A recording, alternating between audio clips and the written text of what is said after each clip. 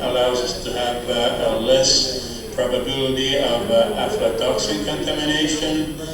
Usually a lower amount of pesticides is needed. The drawback usually is that there is a longer cycle in most peanut varieties, so it takes a little bit more for the peanut to grow and mature. As far as still the primary production is concerned, it is rather highly mechanized, and both for seeding and harvesting. The issue of good agricultural practices is followed rather closely by the company in the sector, also due to the action of the government of Cordoba, which is very strict on this issue, especially as far as rotation, which in Argentina, peanuts is usually rotated with corn and soybeans, mostly. One last feature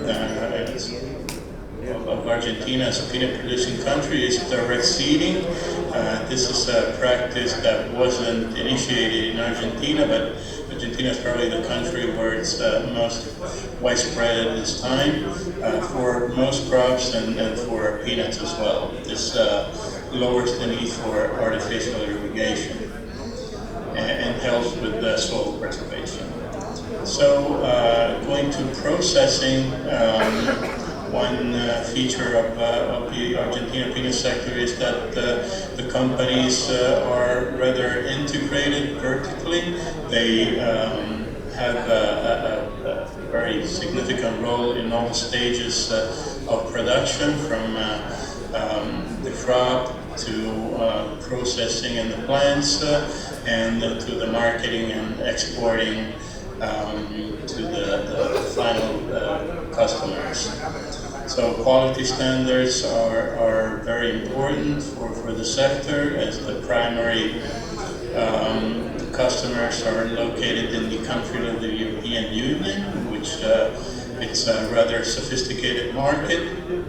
So most members have all of the most common quality norms at international level. Very significant investments, as we have seen, and food security is also another very important issue for our members. One last feature that is worthwhile reminding is the high percentage of high oleic product in Argentina compared to other origins.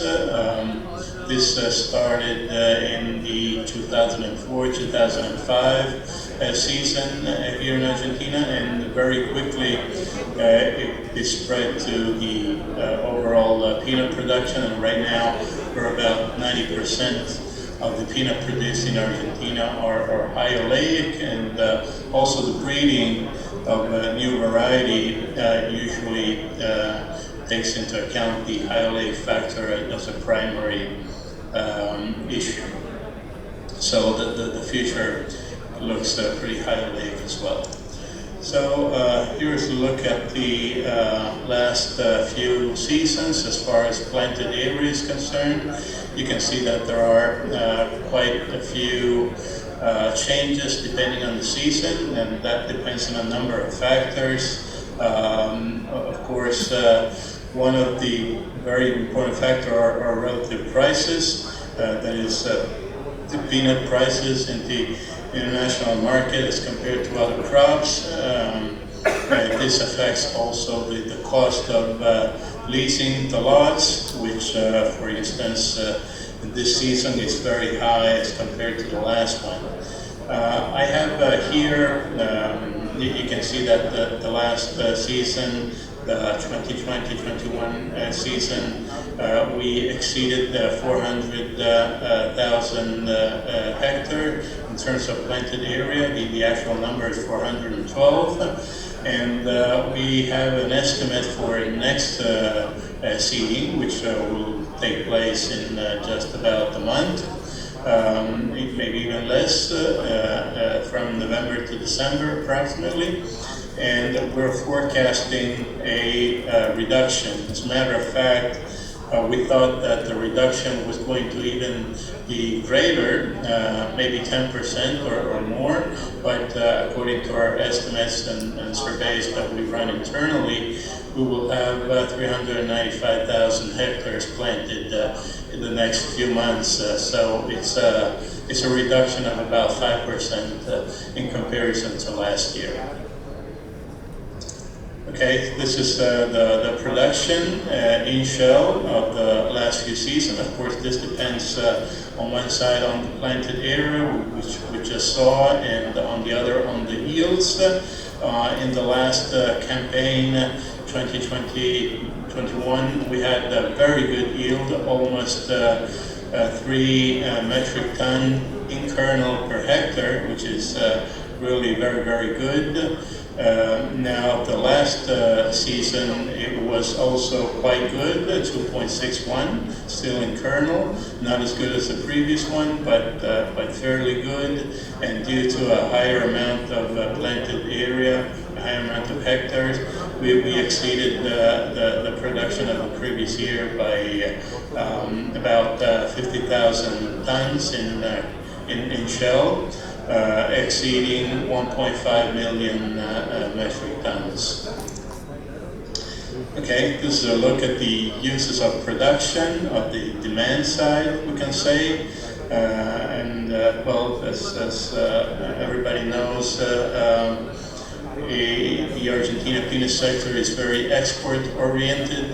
The yellow area of the piles you can see in the chart represent the exports, which is well over half of the total demand of the peanuts. There is a significant share that goes to oil production, of course seeds, and relatively minor share for the domestic market.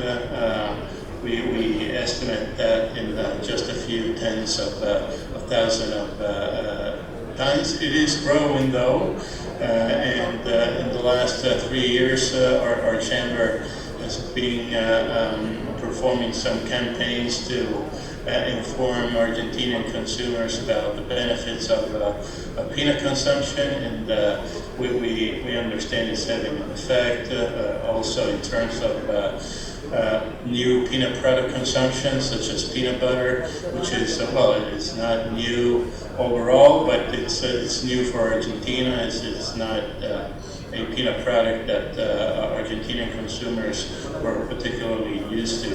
But the consumption of peanut butter is increasing rather quickly in the last 2 years. So this is a look at the exports. The figure represents both kernels and oil in metric tons. As you can see, there was a low performance in 2018, the lowest in the last few years. That was due to the very severe drought that year, but we had a significant increase in 2019 and 2020. So this is a look at the export by product type. That is kernel on one side, the brown area of the piles, and the oil, the blue one. Of course, kernel is the biggest share, and mainly in terms of hand-pick selection and blanched, especially blanched peanuts. This is just a look at our supply and demand table. The last updated version of the 2020-21 season, with the updated production estimate that we had in August of just a little over 1.5 million metric tons for the season. Of course, you can see this table published on our website, along with the estimates of the planted area that I mentioned at the beginning of the presentation. Okay, this is a look at the Argentinian exports by geographic area. This is 2020. As you probably all know, the countries of the European Union play the biggest share, about 60%, with close to 450,000 tons in 2020. Other European Union also play a big role, and overall Europe, if you sum European Union with other non-union countries such as Russia, Ukraine, and others, exceed 75%, 3/4 of the total exports, even though other areas in the world are also fairly represented, such as Asia and Pacific, particularly Australia, which is a significant market, the Americas, especially countries of South America, such as Chile, Uruguay, and others, and in Africa, particularly Algeria and South Africa, and a few others. This is a look at the European Union at 27 members, of course excluding the UK, which is no longer a member of the Union. So this is the market share by origin. Argentina is represented by the blue area, and depending on the month, has about 75% market share in the last few months. Okay, this is just to remind that the role of a chamber. We provide services for all our members. We have at this time 20 members. You can see the logo and the name of the company in the slide. This 20 company represent close to 95% of the Argentina exports, so they're very representative of the sector, we can see, and the chamber, of course, takes care of all the projects that concern these companies altogether as a sector. So that is management with the government, some international representations, and the promotion of the internal market, which I reminded before, and things like that. So that's about it for today. I thank you very much for the attention, and I'm ready to answer any question if you have any. Okay, thank you very much. Thank you so much, Eduardo, and I'm sure we will have plenty of questions for you. Do stay around for the question-answer session once the other speakers are done. Next on, we have Mr. Alex Ismirlan from USA. Alex, can we please have you on? He's from Alimenta Agri LLC. So let me share my screen. Can you hear me? We can hear you, yeah. You're good to share your screen.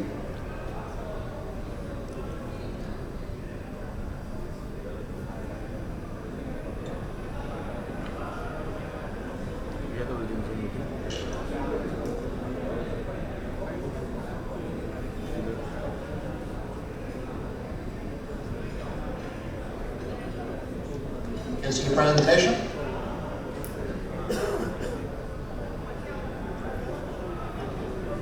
Okay, I suppose you are, so I'll start. So good morning, good afternoon, and good evening to all the listeners in India and around the world. An early morning here in the US. My name is Alex Ismirlan.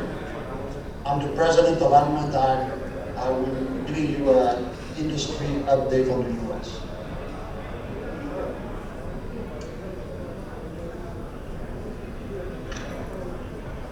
So let's start first with where peanuts are grown in the USA. Most of you know where peanuts are planted in the US, but those who don't, this map gives you a good overview of the different growing averages. Looking at the production, 33% of the peanuts in the US are produced in the Southeast, being Georgia, Alabama, and Florida. 9% in the Southwest, being Texas, Oklahoma, and New Mexico. 13% in the Virginia, Carolina, and 4.5% in the Central Delta, being Arkansas, Mississippi, and Louisiana. With 86.7% of the production, the Groundnut type is the predominant type of peanuts grown in the US, followed by Virginia with 11%. The US produces as well some Spanish and Valencia type in a very small amount.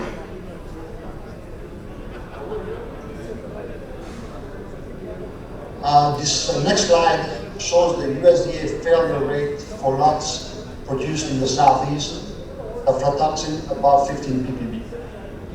In the US, every lot has to meet an aflatoxin level of 15 ppb to be considered edible lots. So as you can tell, we went from one of the worst quality crop in history last year with 29.5% failure rate, one of the best quality in 2020 with a failure rate of 5.1%. And the new crop 2021 being harvested at the moment looks like it's going to be a good crop as well.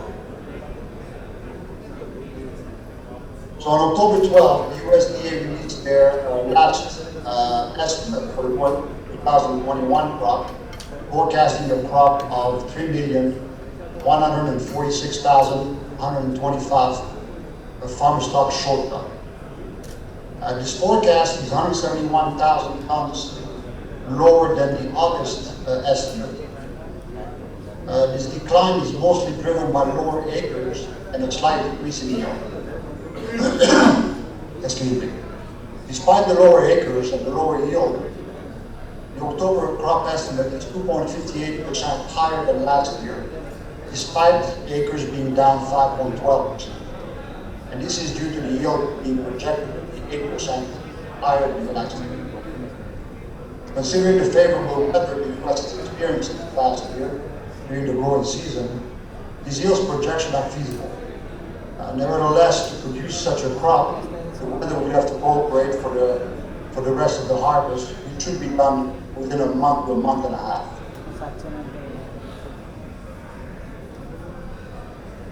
So if the U.S. produces a crop of 3,146,000 tons, it would be the third largest crop in U.S. history. Many in the industry believe that the Georgia L6G, which is the predominant variety, lower-leg variety in the southeast, lost some of its vigor in the past several years.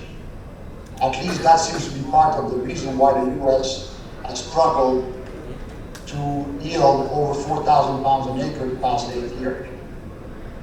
And why many think that the USDA yield estimate is too optimistic.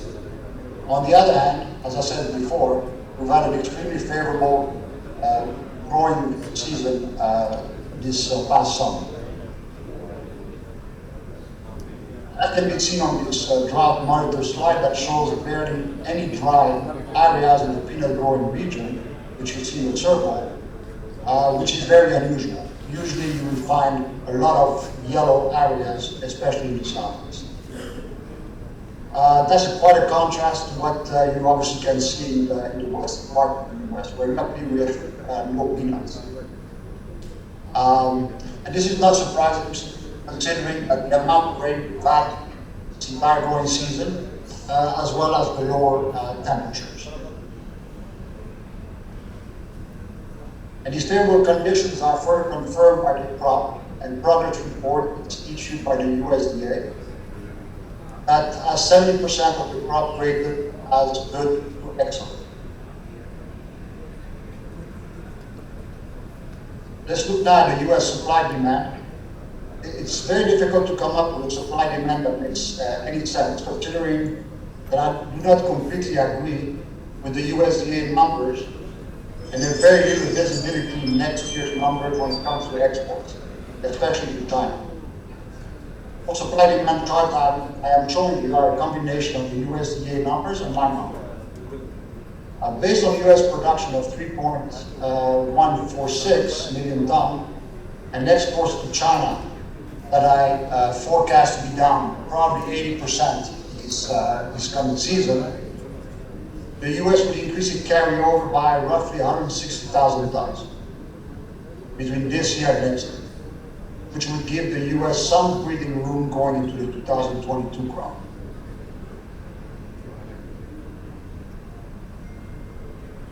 you look at those numbers on the basis of oversupply, the oversupply will increase by 182,000 tons to 438,000 tons. 182,000 tons might sound like a lot, but that's not even 1 month worth of domestic and export demand combined, which is about 240,000 tons monthly. And when I talk about tons, I talk about farm stock shortage. But let's look now at the U.S. domestic consumption of peanuts.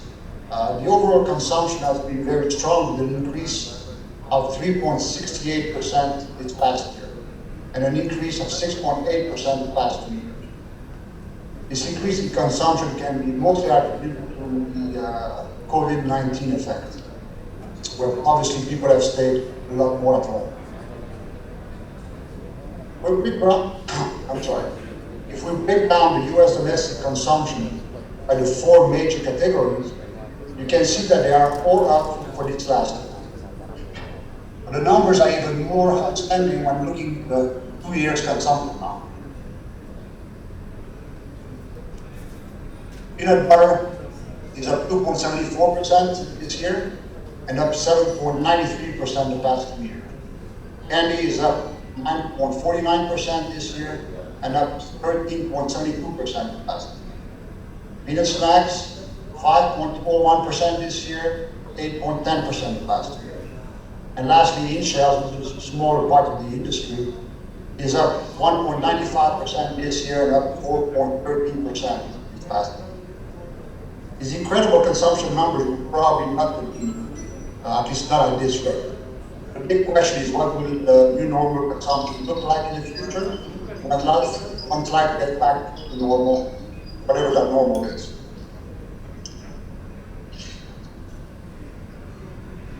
If you look at the peanut consumption categories in the U.S. domestic market, you can see that peanut butter has by far the largest market share with roughly 55.5%, followed by peanut snacks with 19.5%, followed by peanut candy with 16.5%, and in shells with 5.5%. Lastly, ingredients is 2.8%. Now let's look at the export for U.S. shell peanuts. Shell peanuts continue to be the majority of peanuts being exported from the U.S. with a 43.5% market share. In shells, which used to have a market share of 13 to 15%, accounted for 36.65% of all exports this past year. And that's due to heavy exports to China, which is basically all farm stuff. Blanched peanuts are dead last with a market share that keeps on going down and stands now at 2.62% this past year. This is mostly attributed to the uncompetitiveness of the U.S. blend cost, especially versus Argentina and Brazil. Despite total exports from the U.S. for this past year being down 11.79%, this past year was the 3rd largest export volume in the last 11 years. Compare this year with 2019, exports were up 22.75%.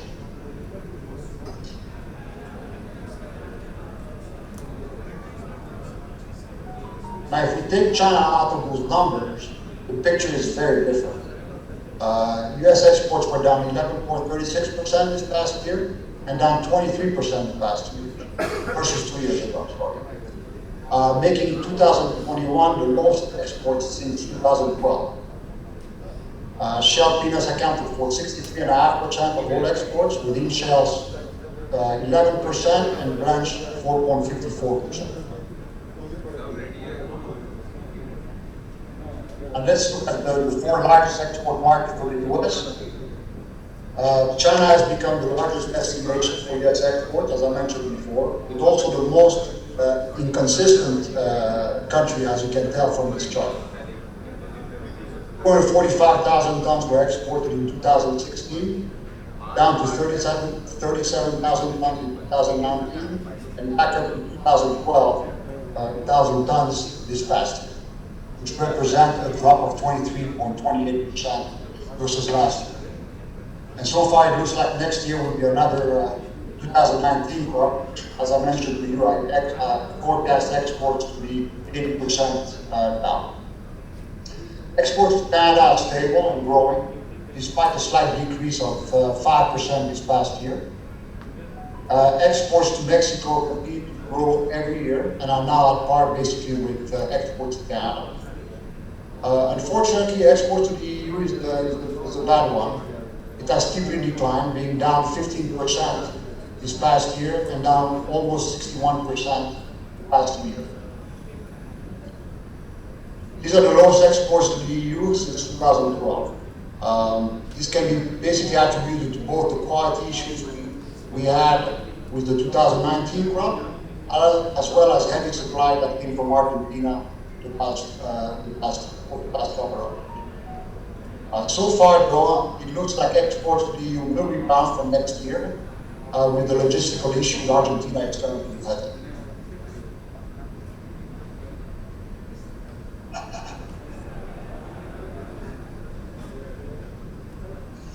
The inconsistency of exports to China are even more evident in this chart that looks at market share. The past 3 years, for instance, China went from a market share of 39.42% in 2016 to 7.9% years ago. It was 37% in the past year. This makes forecasting future export levels very, very difficult.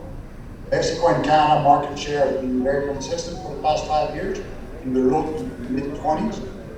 The EU market share, on the other hand, has declined from 24.5% years ago to 7.8% this past year. This is the lowest market share for the EU in the past 11 years. Well, hopefully I didn't bore you too much with these figures. I want to thank the IOPC for inviting me to speak, and I'll be available later on for questions. Thank you very much. Thank you so much for that lovely presentation. Next we have on the speaker panel Mr. Kanak Thakur from JKT Enterprise. Kanak, you're online, you're live, and you can take on the presentation and take it up from here. Thank you, Kanak. Hello everyone. Do I am audible? Hello? Hello? I am audible? Yes, Kanak, you're loud and clear, and you're live. Yeah. Please go ahead. And I need to open the presentation, or you're going to open the presentation? No, you can do it yourself, you have the rights. I can do it, yeah, I'll do it, right.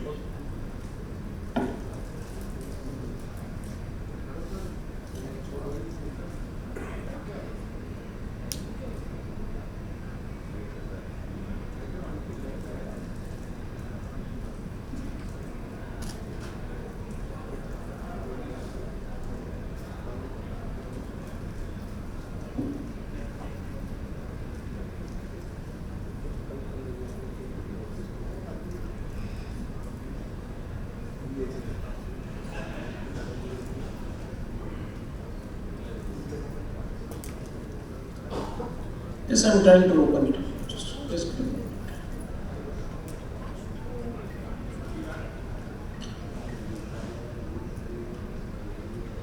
Hello everyone.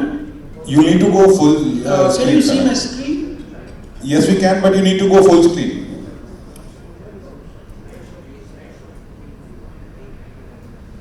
Slideshow view. Perfect. Okay. Yeah. Perfect. Hello everyone. Sorry for this confusion. I'll present about Indian groundnut scenario and what we do as IOPC for groundnut development.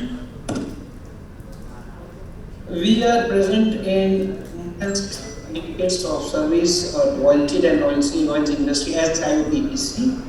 We are designated as a nodal body by Ministry of Commerce for promotion and development of exports of oilseeds and oil. What we do, we issue certificate of exports for sesame seed to EU as per DGFT requirement. We also issue the health certificate for sesame seed as per EC regulation. Some of the other activities like what we do is oilseed crop survey, like today we have. We also participate in arbitration if any issues arises. We also do capacity building programs, food safety system, farmers training, quality awareness.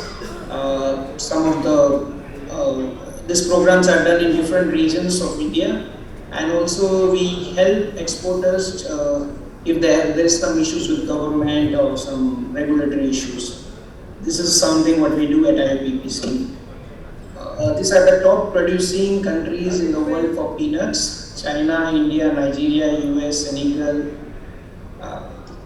Sudan, Argentina, Myanmar, Tanzania, Indonesia.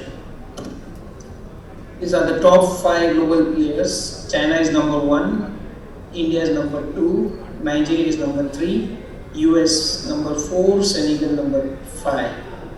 Almost these 5 countries represent 54% of the hectares and 67% of the production. You may see the yields of India are much lower. If that increases, we can be number 1. But the good news is that the yields are increasing day by day. This year, you can see we had a big jump in yields. India's global perspective in world, we have like 21% market share, with 21% share in hectares. In production wise, we have 14% share. In exports, we have 18.72% share.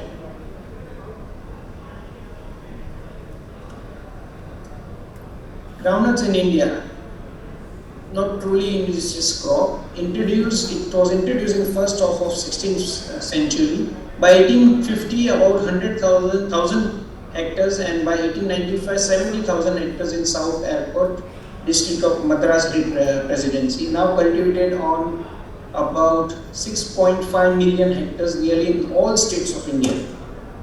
Importance of groundnut crop in India. It's an oilseed crop and it's supplementary to food crop. The seeds are consumed directly as snacks and in form of peanut butter. Groundnut oil is very good cooking oil medium and has many industrial applications as well. Oil cake and de-oil cake are used for feedstocks. Crop improves the soil fertility by fixing nitrogen. Foliage provides nutritious fodder for cattle. Overall, the groundnut crop has a lot of importance because everything in groundnut crop is being used. Shells are used, foliage is used, after the oil, cakes are used, so almost everything is consumed. Groundnut has a lot of health benefit. Economic source of healthy oil, no trans fat, high monounsaturated fatty acid, and PUFA, rich in quality protein, vitamin B, has many minerals, magnesium, phosphorus, you can see on the screen. It lowers the heart diseases, diabetes, colorectal cancer, helps to lower the blood pressure. In a way, it is a very healthy, it has a lot of health benefits. India's production and exports of oilseeds. India's production is almost 7 million tons, and out of that 6.3 million tons, 638,000 tons almost has been exported. So if 9% is the export share from the production. But in oilseed, as an export of oilseed, groundnut has a major share. Almost 60% of total oilseed in export is groundnut. And after that, sesame comes. And then there are small oilseed exports being happening. But groundnut is number 1. This is something which is being developed. We have first ever high oiling varieties. It's called Girnar 4. It has oleic acid of 79.2 to 80.6%. And Girnar 5, which has oleic acid from 78.9 to 80.7%. So this is which has been developed in last few years in India. It's the result of the yields being tested on Girnar 4 and Girnar 5.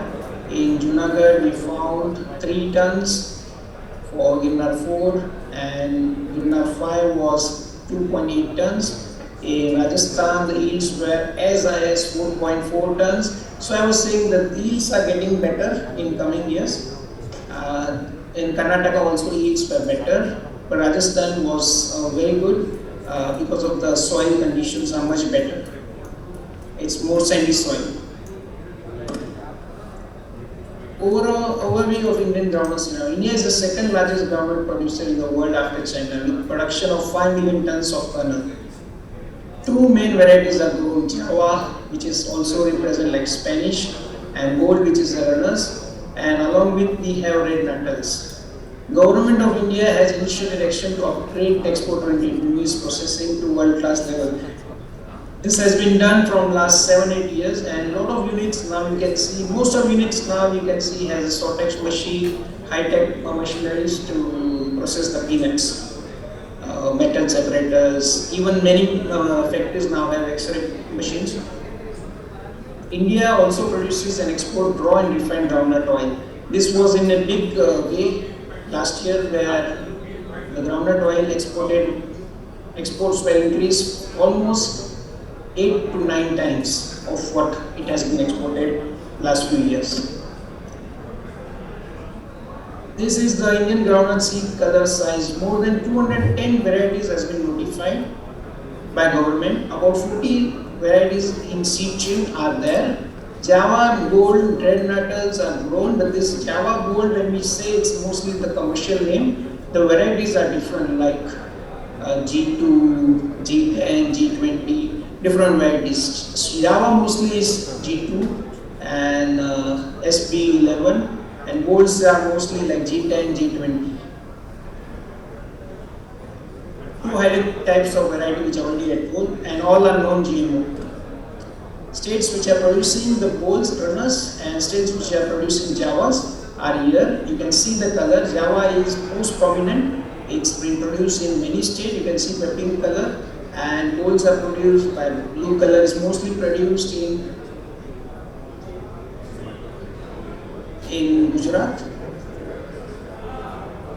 and Rajasthan. Golds. Since Gujarat produced both varieties, the color has been made green, but mostly Gold is more produced in Gujarat and then Rajasthan and some parts of Madhya Pradesh also, but mostly prominently it is being produced in Gujarat. And Javas are produced almost all over India. Only certain states are left out where the peanuts are not grown, and where peanuts are grown in most of states are Java. The harvest time in major states is Kharif, which is right now, October, November. You can see most of the places, October, November is a bigger crop, and then we have crop in February, May, Andhra, Karnataka, which is called Rabi, and summer crop comes in Gujarat, Maharashtra, and Tamil Nadu. And in Spanish, I also want to highlight these crops come one after another. So almost year around there is a fresh crop coming in some other states. India groundnuts are being traditionally exported to Far East.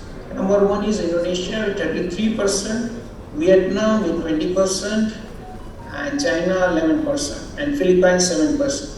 So mostly if you see Indonesia, Vietnam, China, Philippines, Malaysia, Thailand, all are our Far East markets. And then UAE, Nepal, Russia, Ukraine is very small share, 1.92%, and Europe is so small that even it doesn't present in top 10. India export to groundnut oil. India's share of global production is 15% in groundnut oil, and global export 50% is our share for groundnut oil. External production exported 36%. Last year, you see, from 2017 till 2021, consistently the groundnut oil export has been going up. From 12,000 in 2017-18 to 2018-19 it was 17,000, 19-20 it was 42, and last year it was 243,000 tons. And out of 243,000 tons, 90% or 95% you can say, 234,000 tons has been exported to China. India's export of peanut butter. is also consistently increasing from 7,634 tons in 2015-16 to 25,000 tons in 2020-21. Apart from that, our local market is also consuming a lot of peanut butter. Peanut butter production capacity in India is about 40,000 tons and it's growing consistently. India also exported 25,000 tons of blanched groundnuts annually. China did not import blanched peanut butter. Blanched peanut and peanut butter is exported to Netherlands, Russia, South Africa, Iraq, UAE, Afghanistan and EU. India export of oil, cakes and meal. Out of major exports are of soya. Groundnut is smaller part, it's more consumed locally. Groundnut oil cake. This was only exported 39,000 tons. Disclaimer, thank you very much. I am available for any questions if you have.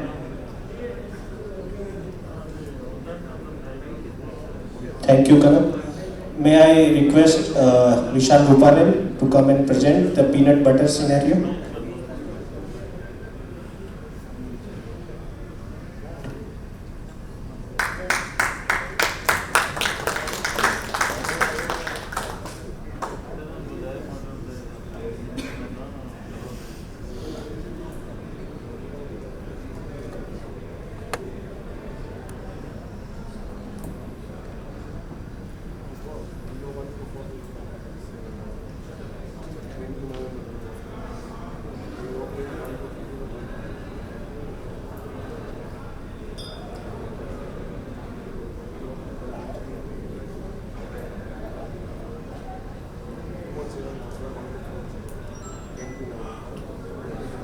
Good afternoon, everybody. I am Vishal Ruparan. I am the Managing Director of Foods Private Limited. We are only manufacturing peanut butter.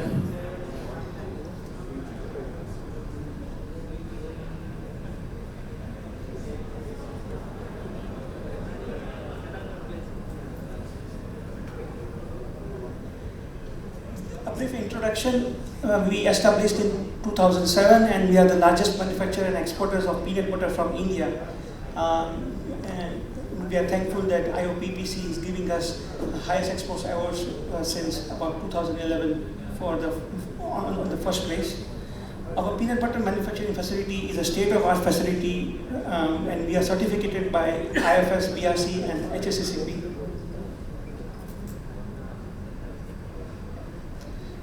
So, just as there are some known and unknown facts about peanut butter.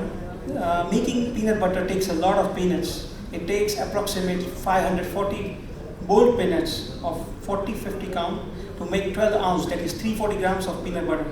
So that means if just Americans eat 360 million metric ton of peanut butter each year, which is almost 500 billion peanuts. We have to mention Americans because they are the largest consumer of peanut butter.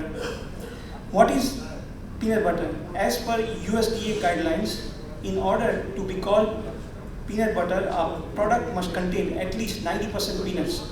Other ingredients often include sugar, salt, oils and stabilizers to prevent oil separation. Now we will go to the main topic, current scenario and trends of manufacturing and sales of peanut butter in domestic market. It's part one. So due to recent changes in climatic conditions in India, which leads to too much or too less rain, and sometimes timeless and untimely rain has impact on the yield of peanuts while manufacturing peanut butter.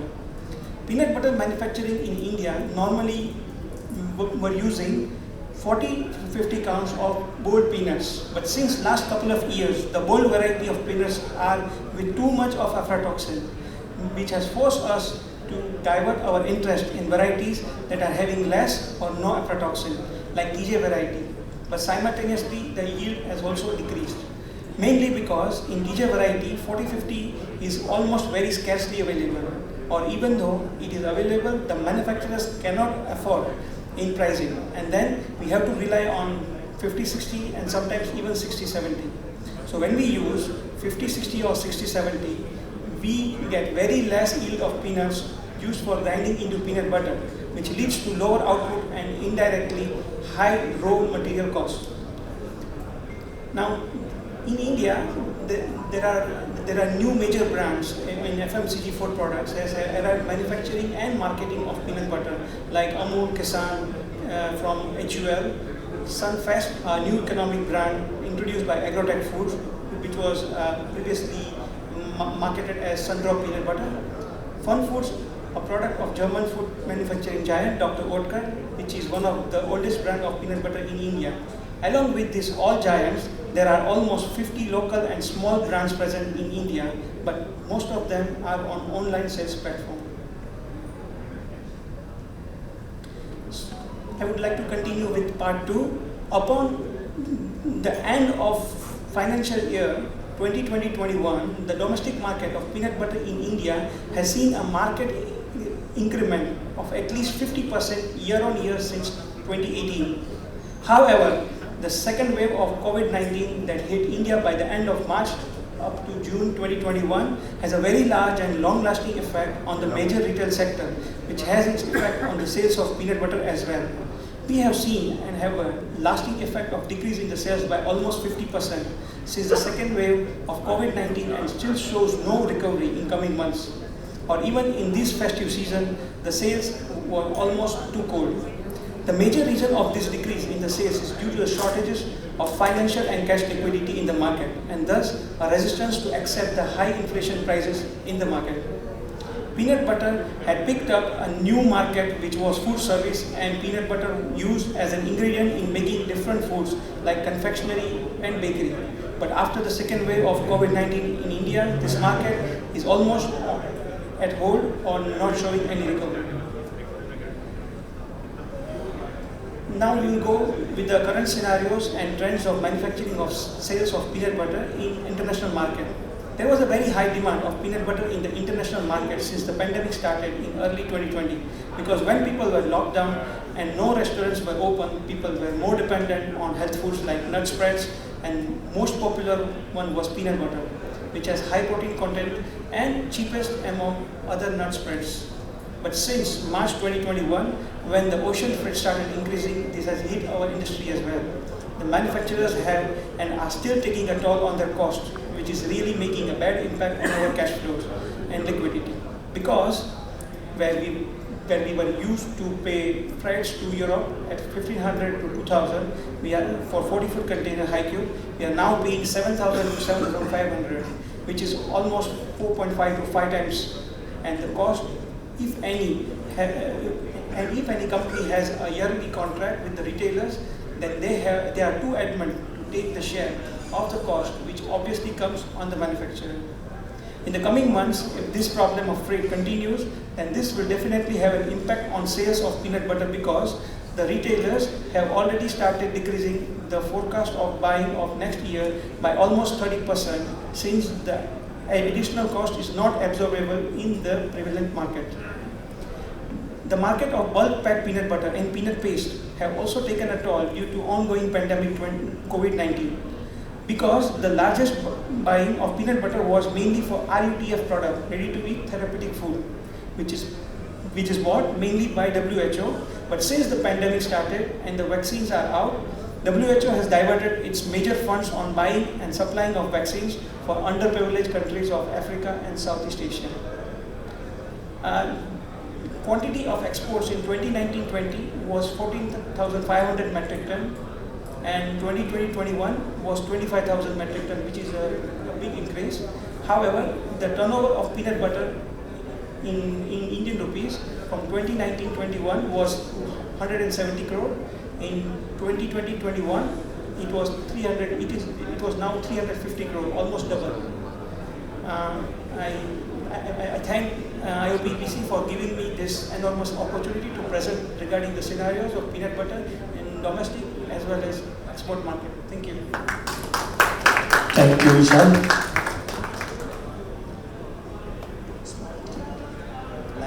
Hello.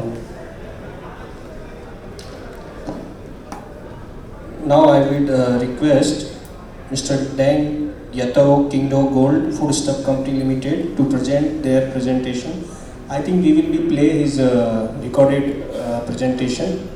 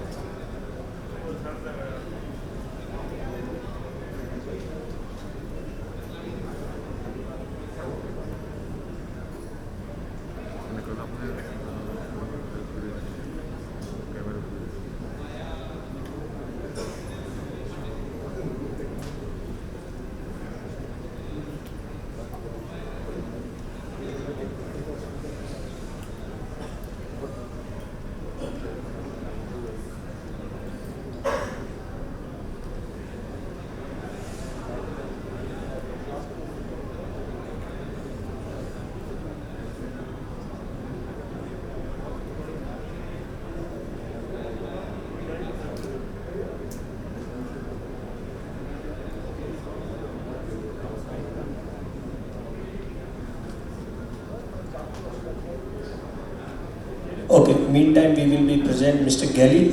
You are going to present by yourself or you want us to play? Mr. Gelly, can you hear us? Yes, I'm hearing you. Okay, so you want to present yourself? By myself I can present. Do you hear me? Okay, go ahead.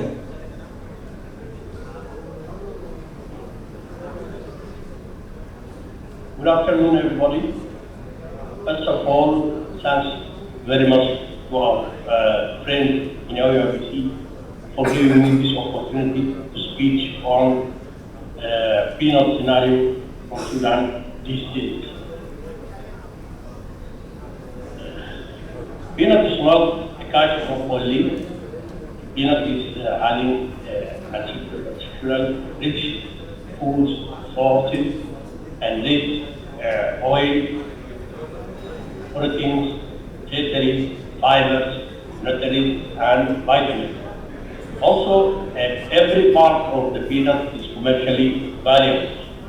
Shares are used as energy sources and also used in treatment. Spears is used as snack and cooking oil.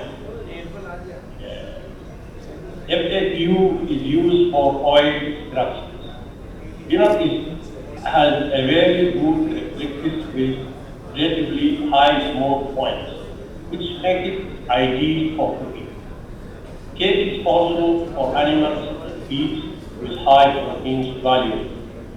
Peanut oil also has another use such as soaps and cosmetics and cosmetics. Peanut is used as eligible oils to improve the characteristics of other oils. You see this is map showing the country producing peanut from the world: China, India, USA, Argentina, Nigeria, Sudan, Senegal, Chad, Ethiopia, and Ghana.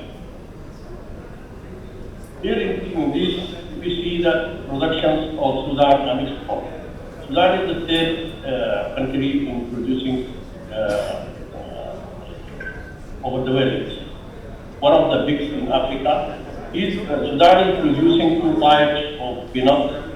One is Spanish 890, which is produced at area of Kordofan and Darfur, which is about 80% of Sudan production. Other type is Ashford, is 20% of Sudan, 50-60. Is produced in the area called Al Jazeera and New Harfa and Rahat. Here we see the peanut. Mr. Gelly, we are not able to see your PPT. Peanuts need to be dried. So in many countries, because of the weather, it needs machines to be dried. Fortunately, in Sudan, it doesn't need machines because of the heat in Sudan during the October and November. We see here the shakers, machines and air spreaders. Of the crushing machines, now this is, I think, self-explanatory machines. For sizing, before the people are using hand pick selecting. Recently, the people are using machines for creating and sizing, and part of the people start using sortex for more messages. Here's the backing. We see the backing. Generally, the backing is used in plastic bags. Recently, we use a whole plastic bags to avoid more molding and decrease the aflatoxin. And recently, most of the people are shifting to the vacuum.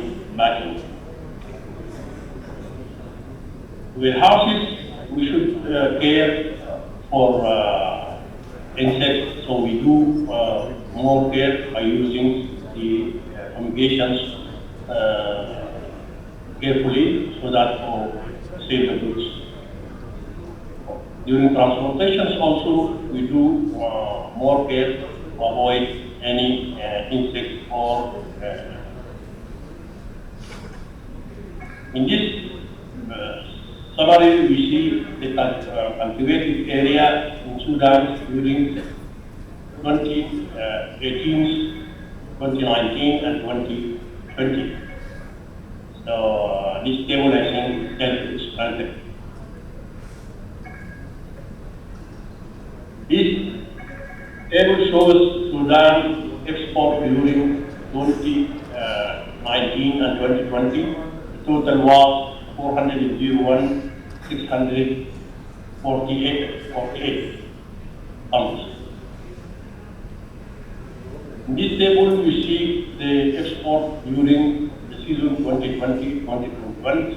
The total was 451,684. We see the increase years by years in export in the field. So, in this table, we see the peanut export during 2020-2022. So, total till July, last July was 400,676.32. We noticed a significant increase in quantity. As we see from last tables, the total during all the years was 451, while in the half of the years of these years we have 400. I think data of August and September will increase the totals, and this in spite of porcelain problems. We had before problems of lack of containers, and recently we have porcelain shutdown. So we hope that the things can go normally to have the export. Here is the total production during the years 2019-2000. In the years 1920, total productions was 1,826,000 tons in shares, and in years 2020-2021 was 2,200,000 tons. This year we expect to project, inshallah, 2,500,000 tons. 2,500,000 tons. The challenges affecting productions in the past.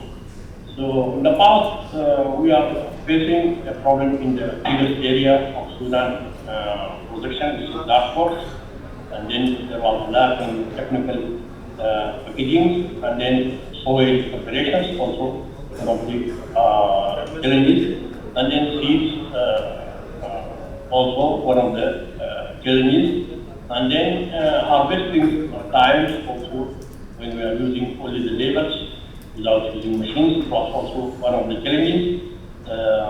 So commercially, time is also one of the challenges for the harvesting. And then recently we had porcelain shutdown, unfortunately. So it's one of the new challenges. We hope that will be solved recently, shortly. So for solutions, a peace contract was signed between all the dark force and government. We hope that it will affect positively on productions.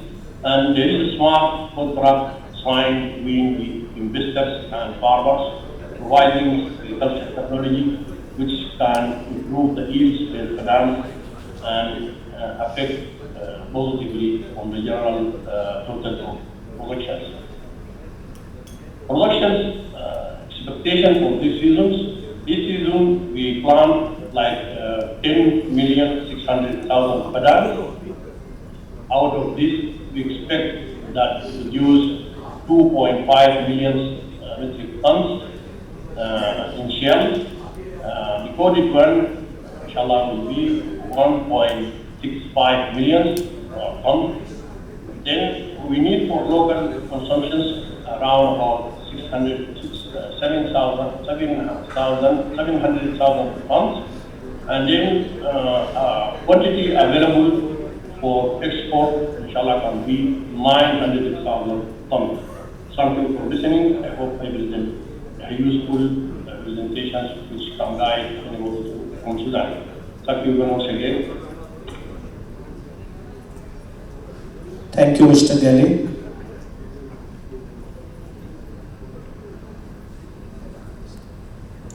Now I request Ms. Lee Chui of ETG to present the prospect of Senegal peanut crop during 2021 and overview of demand of Senegal peanut. Ms. Lee, over to you. You unmute yourself and you can present yourself.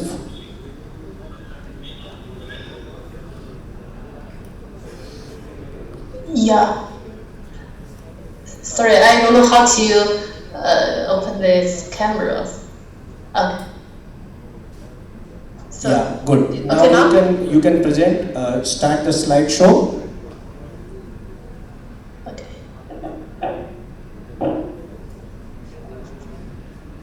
Perfect. Go ahead. Okay. So, hello. My name is Li Shu. I'm from ETG China and based in Qingdao.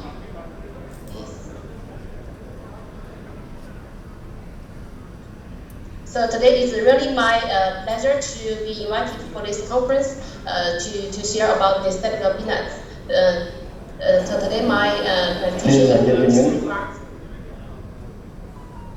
First is about this Senegal peanut introduction. Second is the China demand. Third one is the outlook. First, let's look at this total production.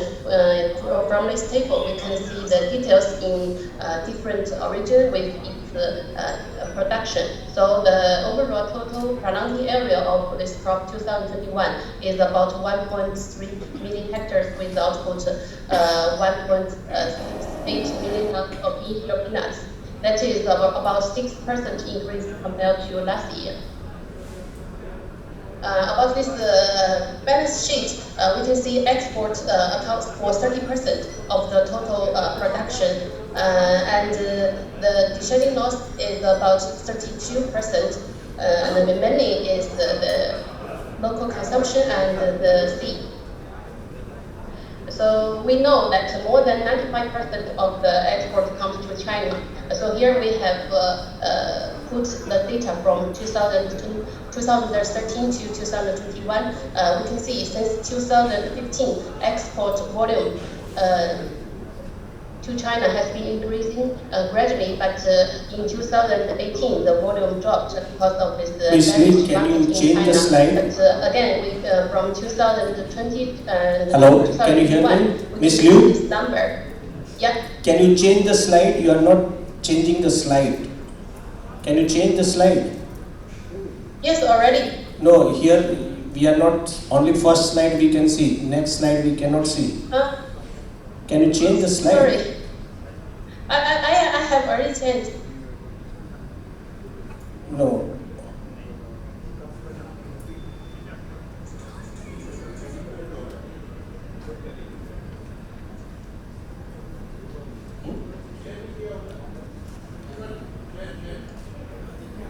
Press down or up. Could you please share the screen again? Okay. Yes.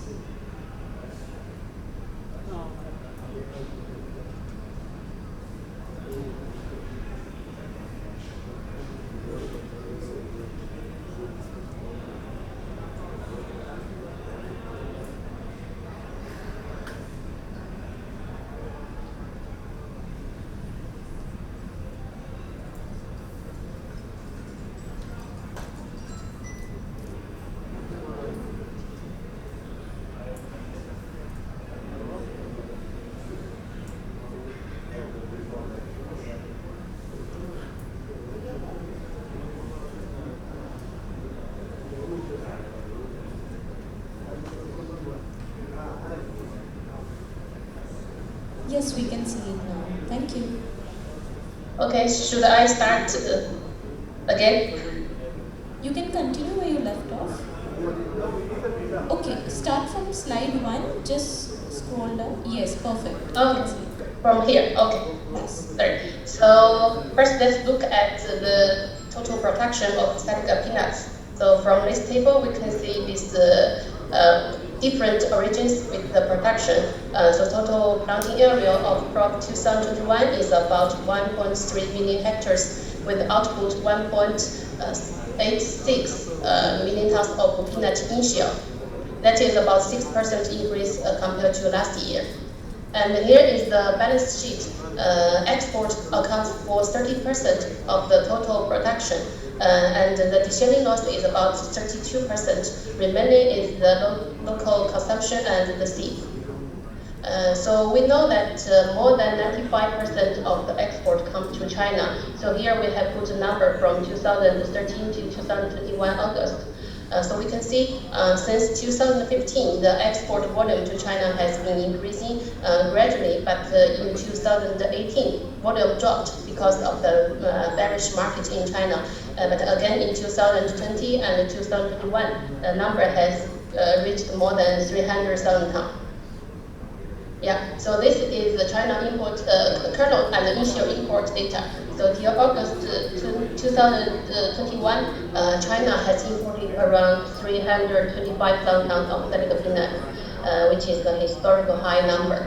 And the static peanut accounts for 37% of the China total peanut import in 2021. So in the last season, but another problem is that in the last season, the federal government has forbidden this Dakar trade, port trade, and only allowed this factory purchase in origins because of this COVID situation. And also, unlike the operation in previous years, the government also allowed the peanut export only since February, because normally it starts in December, and last year it delayed to February. So we have seen that many Chinese buyers were there in Senegal, and they were so worried about their stocks because everybody was holding about more than 20,000 tons in the field. So they were so worried. Another problem is that the government also started a very strict rules for this foreign currency repatriation. We have also seen many Chinese exporters got punished by the government. Here is this China peanut oil import. So till August 2021, the China peanut oil import volume has gone up to 240,000 tons. We assume that it may reach 300,000 tons by December. So the rise in exports to China by Senegal has resulted in reduced production in the origin. So we can see in 2021, the total number is only 1,800 tons, but in 2015 it was 24,000, and in 2019 it was 28,000. So about this Senegal and the China trade, we have to look at another factor, that is the China demand. So here we first look at this export. Here we have this data from 2017 to 2021. So this year, till August, we have this export volume is only 230,000 tons.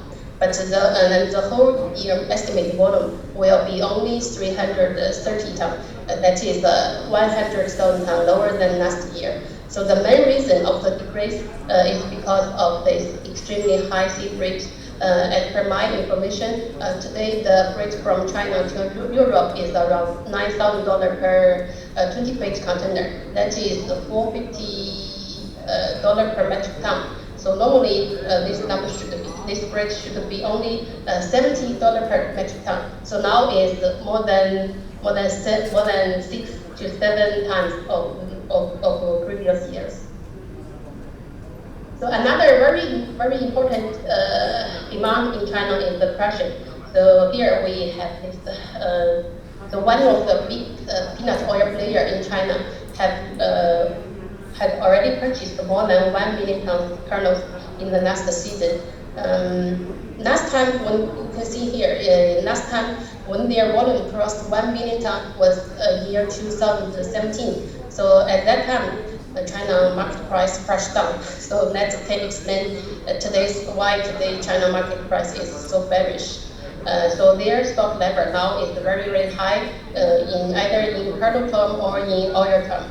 And we also got information that their small package sales in China is not as good as last year.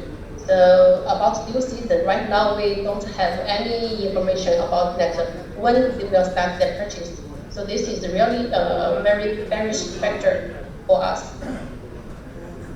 The last is about this edible segment.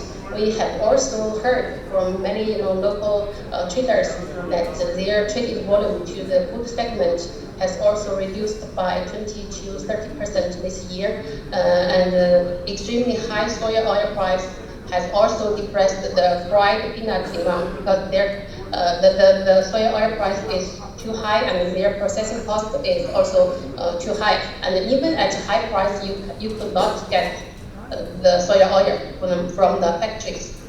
Another reason of this low demand is also because this COVID situation, less traveling, less outing, less restaurant, also bring down this demand.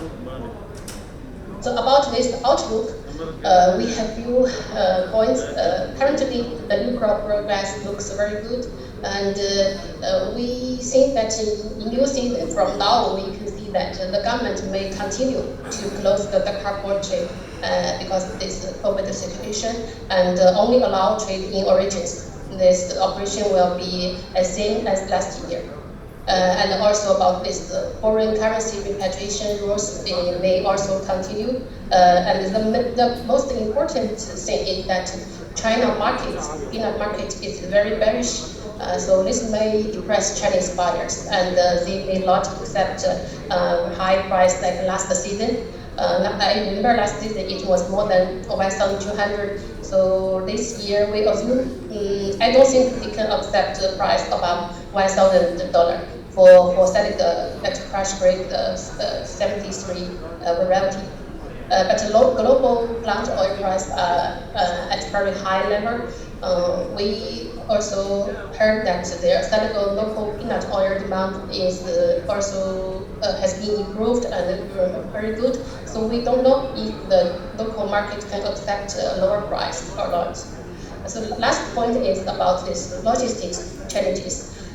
We have seen what happened last year, short containers and also very, very long transit time. So we don't know this year how is the situation, but let's see. Okay, so now this is my today's my presentation. Thank you very much.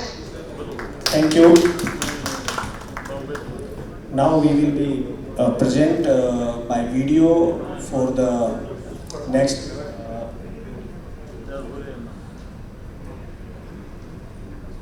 Mr. Deng Yutao Chindo Golden Foodstuff Company Limited on behalf of China Chamber of Commerce. We'll start the video.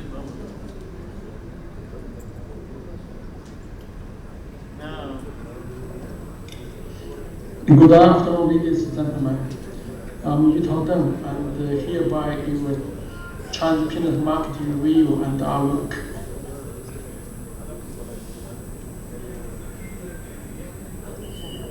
This is the China peanut planting map changed in the past century. At the end of the last century, Henan, Shandong, Anhui, Hebei, and Sichuan, and some South China is the main area for peanut planting. And now the planting area changed to Henan, Shandong, Hebei, Jilin.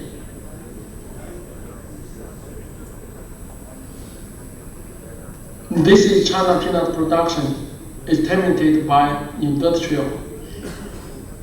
The high level is 2017, more than 80 million tons farm stock. this year there is about 6 million farm dog.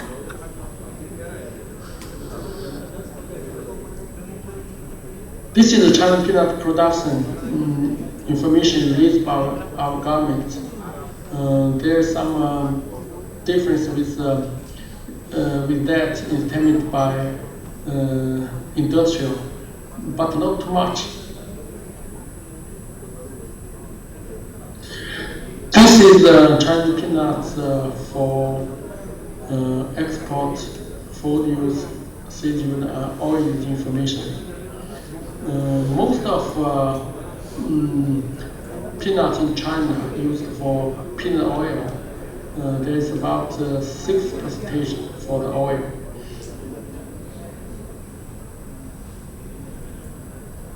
There's the information of peanut oil market share with others. Peanut oil only has 3% market share in all of the vegetable oil, but the market share become more and more. People like peanut oil because peanut is no GMO. In China, about 56% edible peanuts used for the family and restaurant. About 80% for the non-brand pack or low sneak, and 19% for the food ingredient. Only 6% for branded snacks in consumer packing.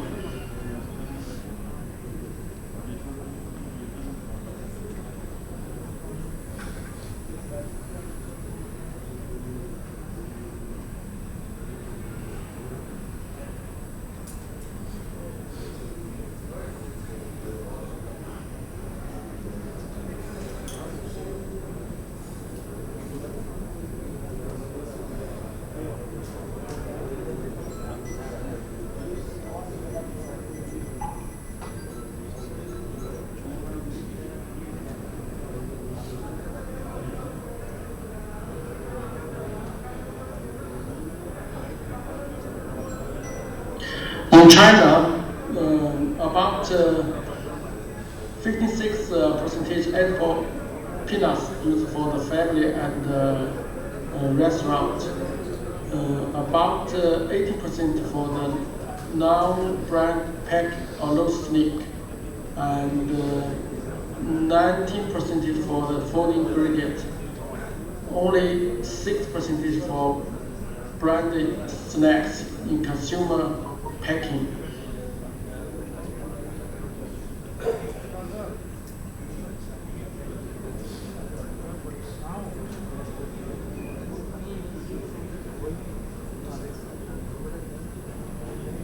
This is China peanut export quantities in the past 26 years.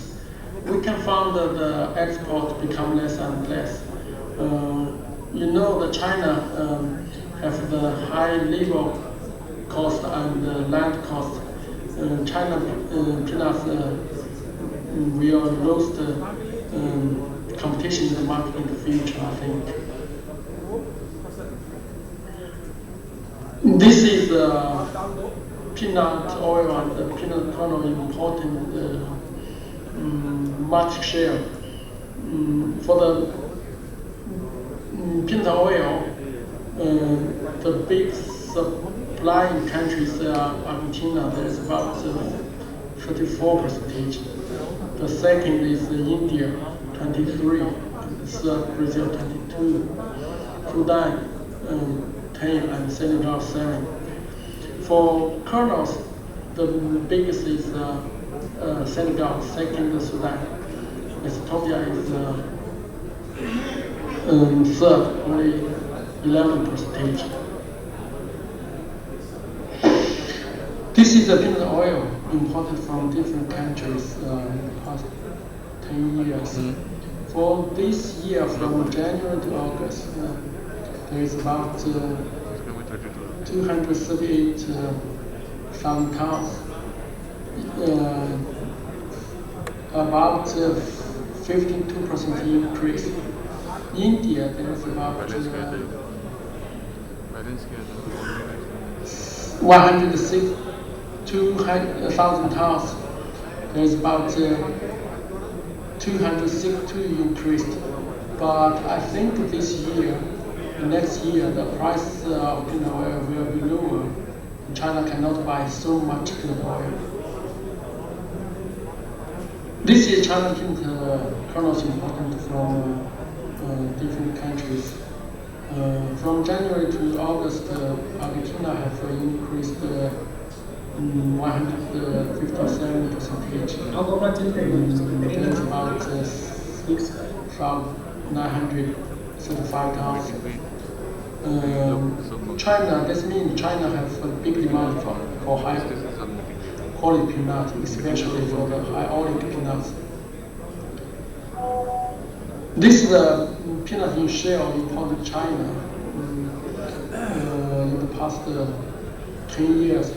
In January to August 2021, there is less about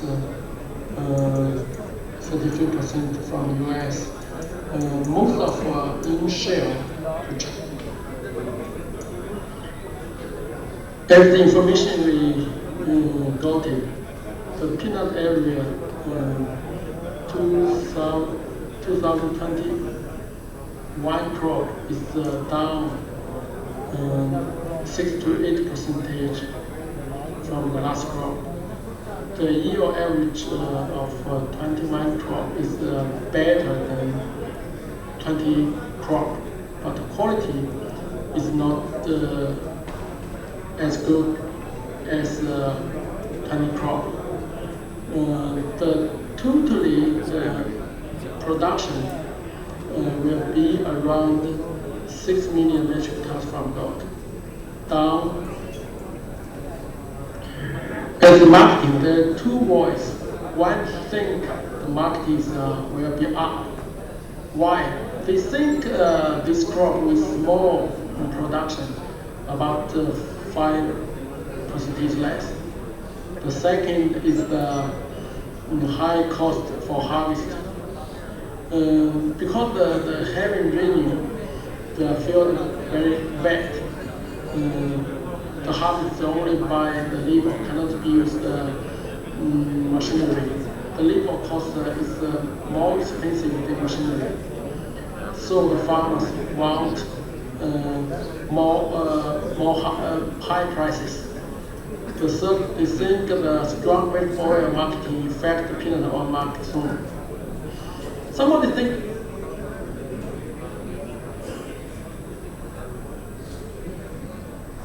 how about the China peanut production prospect in the mid and long term? There are also two ways, but I think there will be more peanuts imported to China, and China peanut production become less and less. I think it's good news for India's supply of peanuts. They can ship many peanuts to China in the future.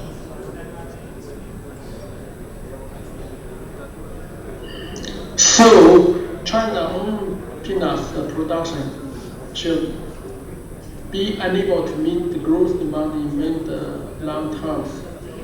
China can be expected to become a regular importer of peanuts in the future. It's good news for the India supplier. You can ship many peanuts to China in the future, including peanut oil.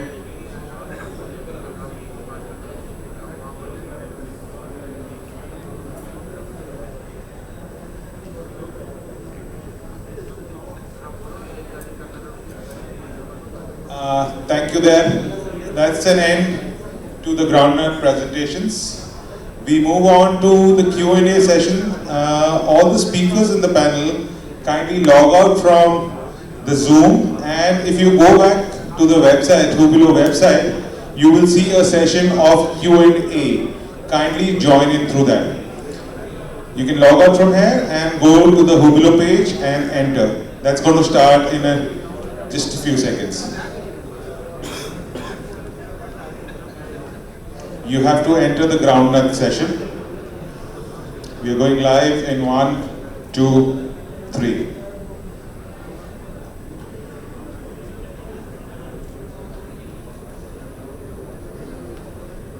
Can I have Sanjeev Savla on stage, please, for the Q&A?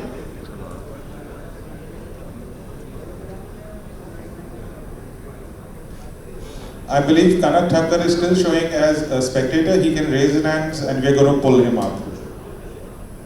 They can all raise hands and we'll pull them out. If you're not able to raise your hands, it's probably because you have to go back and... Sorry, Alex, you'll have to do that once more.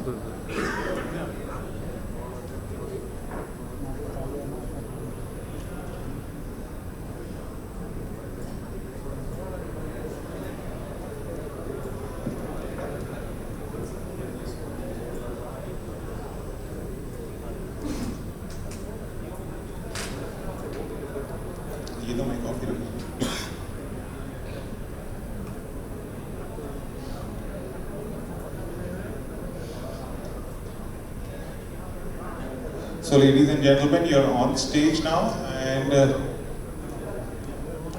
Kanak Thakkar, I can see you in the audience. Could you please raise your hand and come up on stage?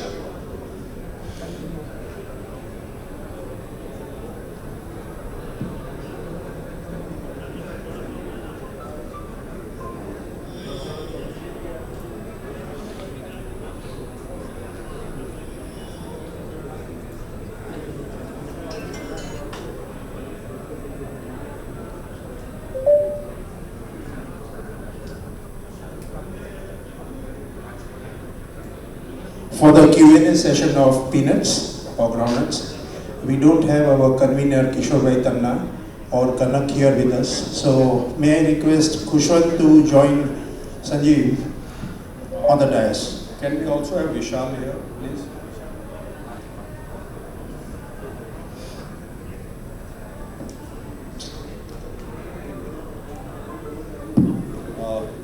Can we also have Mr. Gailey? Is he there? Mukul, can you check if Mr. Gailey is there for the Q&A?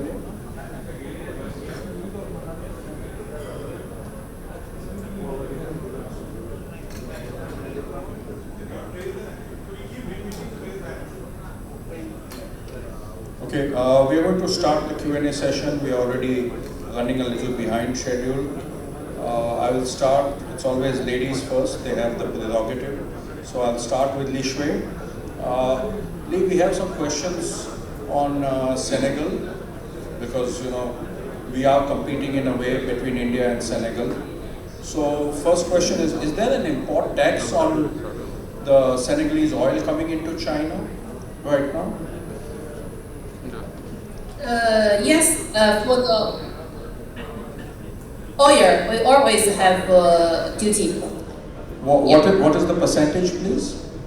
10% for all origins. All origins, yes? And yes. And what is the freight rates right now, if you know offhand, from Senegal to China, to Qingdao? Freight, ocean freight, container freight.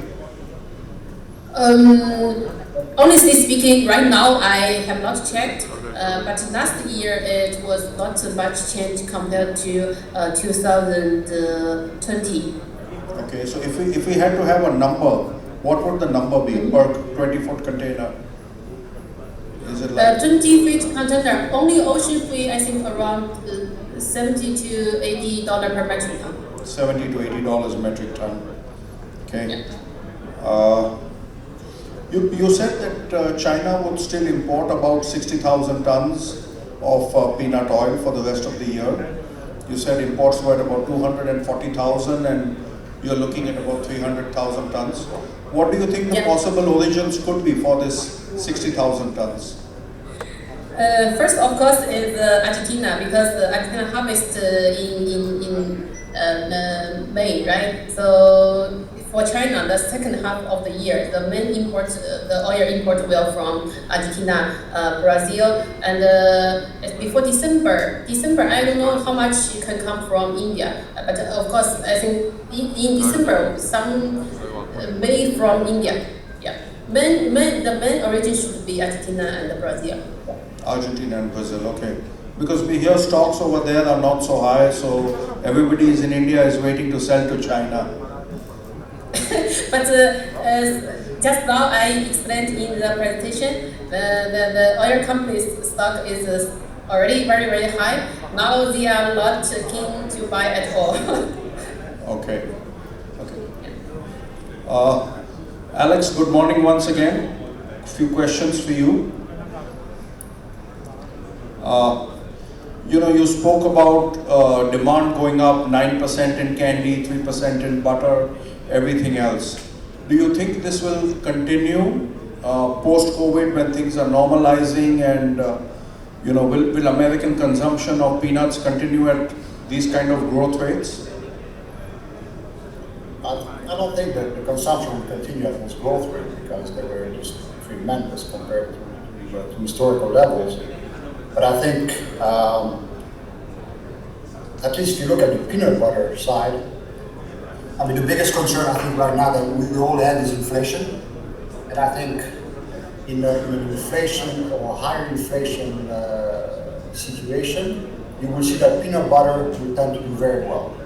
So I think the consumption of peanut butter should continue strong. Candy seems to be doing very well at the moment and should continue to do fairly well. Snacks is the only one for the month or two that has been a little weaker. But I think overall we're pretty positive that we should continue having a 1 to 2% increase for the next year. Okay. You also showed us a weather pattern which showed a lot of drought in the western part of the United States and fairly not so much of drought or decent weather in mainly the peanut growing areas. So you already said aflatoxin is very comfortable. Would that give you a greater share into the European markets or would that be a focus rather, with low aflatoxin levels to ship to the European markets?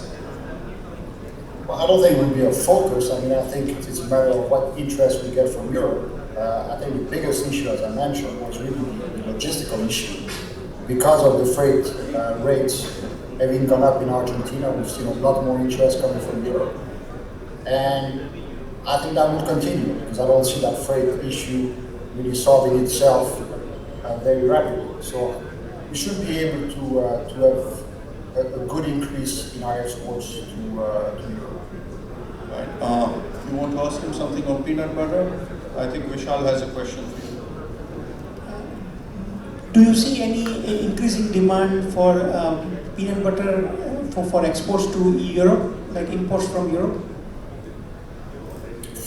For the US or just Europe in general? Yeah, like is there any demand from the European buyers for peanut butter from US recently?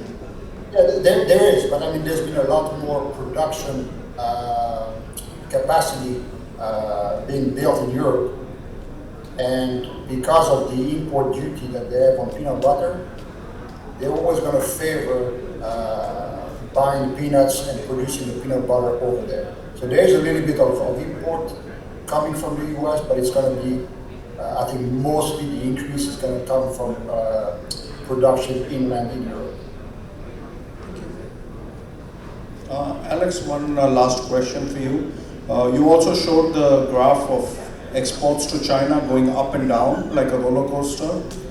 The Chinese have given their presentation talking of bearish news and bigger crops and a lot of stocks, etc., etc. What impact would this have on farmer stock, especially your red tags? I know you said you have no AFLA this year, so hopefully lesser percentage of red tags, but what would be the method of disposal and how would the farmers deal with that part of it? Okay, so I mean, I think red tag has been bought by China in the past in big quantities, but I think the past couple of years they have concentrated themselves on farmer stock, which then there's really no issue with red tag or no red tag.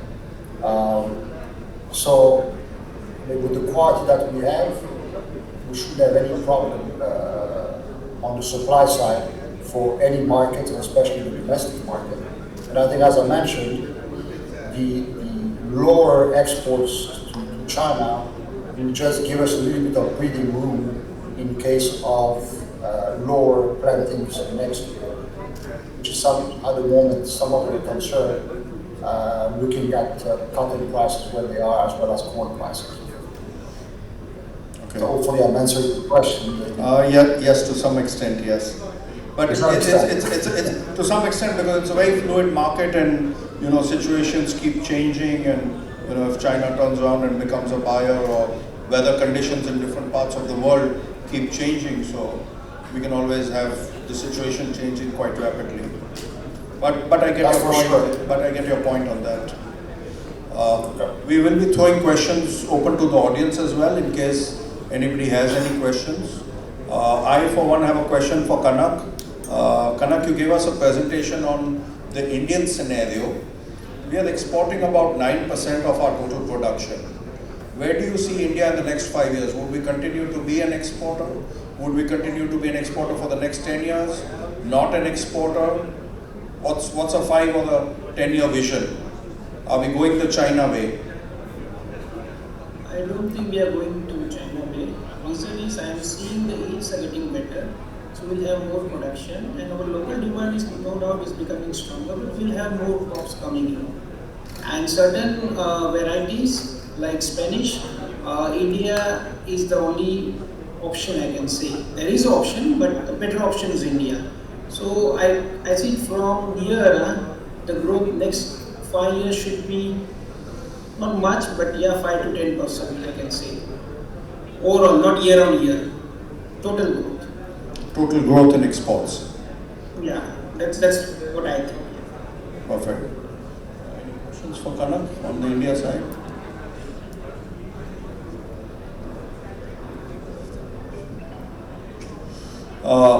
Your views on the market, considering we already have an MSP in place, and there is a limited downside because of the MSP to some extent. You're asking me? Yeah.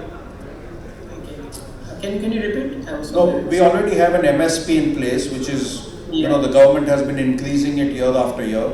We are fairly close to MSP levels on the pricing of in-shells today. So what is your view on markets and pricing from this level? This year, you are talking specifically this year? Or Specific to this year. This year. I think today also our prices in current Indian markets are going higher than MSP. It's not that MSP is attracting farmers, because our market prices are higher than MSP. I don't know what will happen in November when the arrivals will be increasing, because we expect a very good crop. But I think MSP is will not really it will not disturb the market this year for sure, because the crop is too much.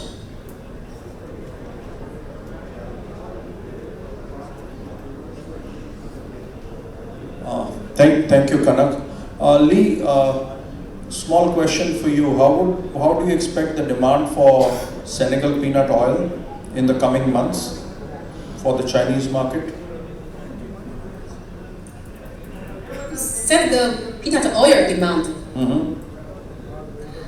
I don't think so. I don't think there is a big demand, because the oil company already have such high stock level, and right now China price is also at a very low level.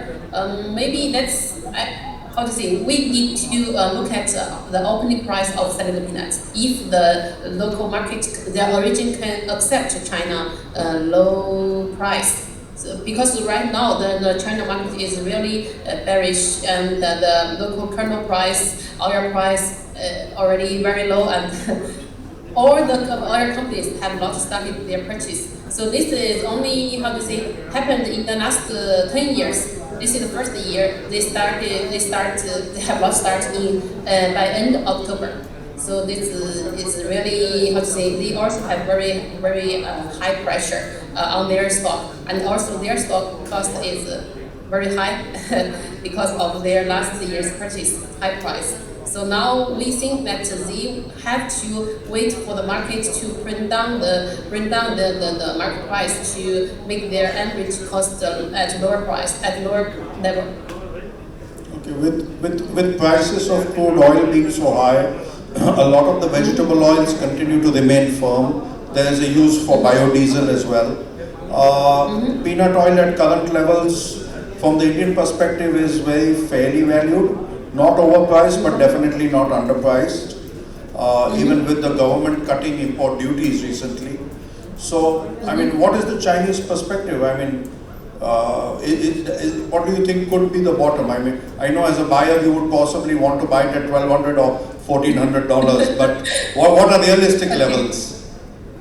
Okay, so first in China, I think the market is different. Because China peanut oil, the consumption is very, the demand or oil price is very independent. They are not linked with the other oils like other countries like India or like the US or whatever. So China, the peanut oil price is quite high and like premium oil. So first, I would like to answer this. Vegetable oil price globally is so high, but in China we also have seen that soya oil, palm oil increased so much these days. But we have also checked. Actually, the end users' demand is not that good as expected. The problem is the supply chain from the US or outside from Indonesia. So the actual demand has not increased. And for peanut oil, right now the level is the stock level is very high, and the small package sales is not as good as last year, or we can see it's bad. Okay, so now if we talk about Indian peanut oil, I would say maybe at 1600 level. And this is my assumption, my personal view on this. Great, thank you. It's always good to hear the number. We don't know whether deals will happen at that price or not, but you can always ask. Yeah. Do we have any questions from the trade? Any questions? Okay. We don't have any questions from the trade. Alex, Lee, Kanak, thank you very much for being here as part of the presentation. Hello. And the question answers. Yeah. Is Bill online right now? No, we can't see him, so. Bill, Gailey, they are not there. Even Eduardo is not there. Bill is not there online? No. So, thank you very much for being a part of the IGOC seminar, and we stay in touch, and good business to all of us. Thank you so much. Thank you. Bye.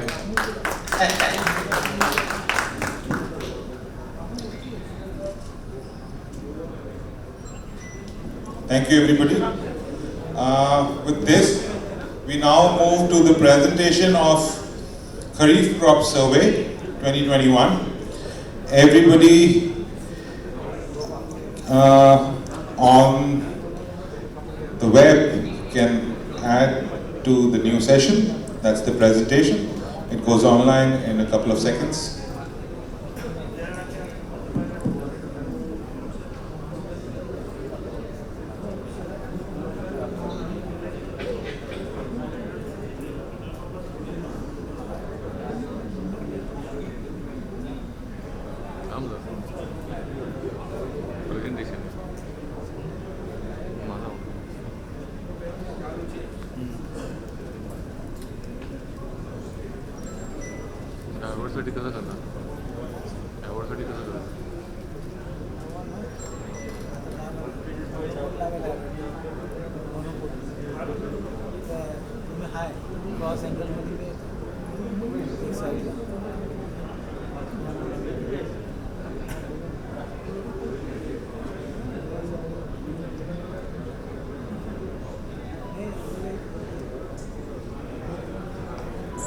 Laptop now. Take this.